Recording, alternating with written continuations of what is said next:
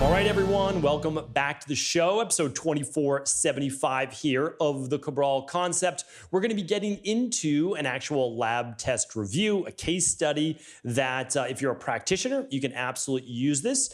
It's going to be the organic acids lab test, or over at Equal Life, we call it the Candida Metabolic Vitamins Test. And you'll see why, because obviously we're going through all those different markers. This is one of the most comprehensive labs you could possibly run. Probably the #1 lab. Like if you had to choose one, like what lab would you choose? Well, we call this one part of the starter kit. So if you're on the starter kit, like that's the best. But honestly, this is pretty phenomenal. And so you could run this just by itself without even having to do the big five if you didn't want to. It's not going to give you your hormones. It's not going to give you, vitamin D and other markers, but a really great place to get started. So my goal here today, whether you're watching this on video or just listening in on audio, what do you do if you have gut issues and detox issues and glucose, blood sugar issues and low mood issues and low vitamins, and some of them are high vitamins? Like, what do you do when everything's off? I'm going to share that with you. And the nice thing is, obviously, if you're a level 2 integrative health practitioner, you know this lab. This is just going to show you basically, a difficult and challenging case, but very, very fixable. So that's the thing I always share with people. This lab test is off. It's going to be as off as you could possibly see. And if you're the actual wellness client whose lab this is, it's been completely redacted. But if you are that person, just understand that you can get well just the same way. That's the honest truth. And you're probably just going to basically do 2 back-to-back protocols. And that's really it. And so you'll be able to fix this instead of just 12 weeks. I don't like to put the nocebo effect in anyone's head. You're going to feel incredible within, let's say 6 to 12 weeks maximum. But then we're going to do some refinement for the next 3 months. So 3 to 6 months, everything should be completely rebalanced, even on the everything is wrong with me lab test. All right. So I could talk all day setting it up, but honestly, this is for the practitioner, but it's also for the general public, where you can run this lab test yourself. And that's the nice thing is what I'll do is I'll link this lab test up at stephencabral.com/2475, and I'll give you a PDF of this actual case study. So if you want to follow along, and again, it's completely confidential and completely redacted. So nobody knows who this person is. All right, so let's dive right into it. I'm not going to go super in depth because I don't want to lose people in the biochemistry, but I'm going to go a little bit, right? So the first 9 markers are your yeast and fungal markers. And you want to be basically 0. So you want to be a less than or equal to these really low numbers. And they're from 0.44 to 3.6. So they're very low. And again, if you're watching this on video, you can obviously see this person has 1, 2, 3, 4, 5, 6 highs out of 9. So you might see 1, maybe 2 for some potential smaller amounts of yeast overgrowth or mold. You can see here Aspergillus mold, right, or Fusarium. So what we typically share with the person is this is a nice intro lab to mold as well. So when we're looking at these markers, we're going to say, well, again, we're not providing medical diagnosis information, but certainly this is a urine test. So this is a simple urine test sample that you take first thing in the morning. Again, these are CLIA certified labs. So these are, the best labs in the world. You do this right at home. You can mail it right in the lab. You get your results. And then we walk through a protocol like we're doing right now. So this person needs to work on digestive health, right? So gut health right out of the gates. And most likely, this is why I talked about 2 protocols, the CBO protocol first, and then after that, they're going to be doing the mold mycotoxins protocol. All right. So then next up for markers 10 through 14, what do we see? Okay, we've got 5 different markers here. Again, all of them should be low, basically 0 or less than 0.38 to 613. This person's high in all 5 markers. So good bacteria, yes, beneficial bacteria, okay, but way overgrown, right? Too much bacteria spilling into where? Well, the bloodstream, then being filtered by what? The kidneys, and then coming out of the body as what? Urine, right? So it's how did it get in the urine? Well, it got in the urine by pretty much escaping or moving from the gut wall. So again, non-diagnostic, but you could say, well, likely that this person has quite a bit of intestinal permeability, and that's foundational, right? You have to fix that. Okay, so then we have markers 15 through 18, and we're essentially looking for Clostridia-based bacteria, and you never want this elevated. It's not a good bacteria to be elevated. This person has 1 out of 4 markers elevated. Okay, we'll take care of that. So, first right off on the first page, all right, so what are we doing? Like, again, it looks complicated. I mean, they have the most highs that you would probably ever see on an organic acids test or Candida metabolic and vitamins test. But okay, but fixable, right? I mean, very fixable. What are we gonna do? All right, we're gonna clean up and rebalance the gut. We're gonna help with yeast, we're gonna help with bacteria, we're gonna help with Clostridia, and then we're gonna help with mold, and that's in 2 phases. So basically, CBO protocol plus citricidal drops, that's going to be 12 weeks. And then after that, and again, it doesn't change your whole lifestyle. You're just following the protocol. And then for the next 12 weeks, right around 8 weeks, we're going to be doing the mold-based protocol. And it's going to work even better, the mold protocol, because the immune system is going to be helping to be rebalanced to a healthy level. And again, let me just give you my disclaimer for the whole show. I can't provide you medical advice, medical diagnosis, medical treatment plans, or medical cures. All right. So what I do is I help people all around the world, not just me, of course, my team. I have an amazing team, and we rebalance underlying root cause problems. And this is certainly an underlying root cause problem that could lead to autoimmune issues or other things in the future. But again, not giving a diagnosis. Okay, so, but we've got that taken care of, all right? And again, that's foundational, because if this is off, it's going to create inflammation in the body, and then inflammation can set off any type of thing like Hashimoto's, rheumatoid arthritis, migraines, skin conditions, you name it, right? Because inflammation then triggers whatever the genetic components are that you're predisposed to. All right. So then on page 2, we're moving on to what's called oxalate markers. And this person has very high levels of oxalates. Okay. But the truth is, like, well, yeah, but they have lots of intestinal permeability. So what do we do in the short term? Okay. For oxalates in the short term, we're going to put them on a lower oxalate diet. And then we're going to make sure that we improve their levels of magnesium and B6 and whatever else it is that they may need. All right, lactic acid is slightly elevated, and you'll see why in just a moment. This person's under a great amount of stress. You can see their mitochondrial markers. Mitochondrial markers are 24 essentially through 29, and the metabolism's through 32. And you have 1, 2, 3, 4, 5 markers elevated. So more than half of the markers are elevated, showing high levels of mitochondrial stress. Now, the good news for this individual is that, I mean, at least they're producing a stress response. Some people are just so wiped out, burnt out, and exhausted that they're not producing a stress response, all right? Now we move down to mood-based markers, and we can see this person's dopamine levels are elevated. Their epinephrine levels, which is like adrenaline, that's normal. But again, high levels of dopamine. Some of these can be elevated HVA actually because of bacteria. So that's interesting to look at. Heavy metals, parasites, neurological based issues. So I think that's important for us to explore. We know that there's bacterial overgrowth, and we also know that there's Clostridia overgrowth. And so we're certainly going to be helping that with the gut. But then we're most likely going to be using, as I mentioned, some magnesium and some adrenal soothe, in addition to lifestyle-based components, which is like, all right, choose what's going to help de-stress you. You know, meditation, singing, art therapy, binaural beats, going for a walk, getting more sleep, like whatever's going to help you to decrease stress and anxiety, we need to work on those as well. But again, we need to cut this off in an instant, and the way that you do that, that's why supplementation is important in the beginning, so that you can actually get to a place in your life where you're like, all right, my anxiety is lessened, so now I can actually do some of the lifestyle things. That's what we found. Again, 25 years in practice, you know, people want relief pretty quickly, and then they can start to implement lifestyle factors as well, which take just a little bit more time, but absolutely crucial as well to keep the results for the long term. All right, so then we're moving through folate metabolism, pyrimidine, and this is actually, so these are markers for urea. You know, how well is the body detoxing for both kidneys and liver? A little bit elevated. You know, this person probably has some methylation issues. Again, not saying that because I don't have their genetics in front of me, but they very well may need some more methylfolate and methylmalonic or methylcobalamin for B12. So, but before we get to their vitamins, when I look at this third page on numbers 43 through 49, I mean, everything's elevated, like everything. And the one that isn't elevated for adipic acid is high normal, right? So what am I looking at here? All right, I'm looking at absolutely there's some bacterial overgrowth, particularly in the colon, you know, as well. And so that's interesting, not just the small intestine, but the colon. And this person's either on a low carb diet, or they're dropping into low blood sugar, or they're just very, very stressed. And so either way, we need to fix those. We have to take them off the super low carb diet if that's what they're on. keep them out of hypoglycemia, which is a combination of stress and specific minerals and vitamins, and then proper meal balancing with enough fiber and protein at each meal. And that's that. So that'll be a lot of lifestyle right there in nutrition.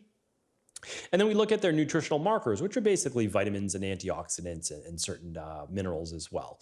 So when we're looking at B12, okay, that looks pretty good. It's a little high normal, which actually, if you look at the asterisk down here for practitioners, a high valuation could mean a greater need, meaning like you're using it to a greater degree, might be needed by the body. And that's the same for vitamin B2, which is very elevated. Again, this makes sense. Like, what vitamins do you need if you're stressed? Okay, well, you're gonna deplete your glutamine levels, and I know that's not a vitamin, but we'll just go through them. You're gonna deplete your glutamine, you're gonna deplete your vitamin C, you're gonna deplete your zinc, and you're gonna deplete your B vitamins very, very quickly.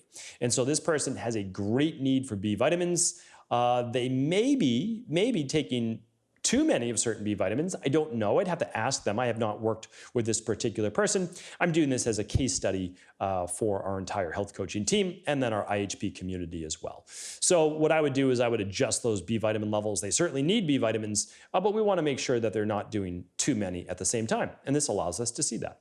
Their vitamin C is very low. And for someone with this much stress and oxidative stress, we need more antioxidants. So we're going to make sure that they're getting some low glycemic I don't know the person's weight either, but we're going to need some fruit and veggies in the diet, brightly colored fruits and vegetables, high vitamin C foods, and we'll definitely be using supplemental vitamin C as well.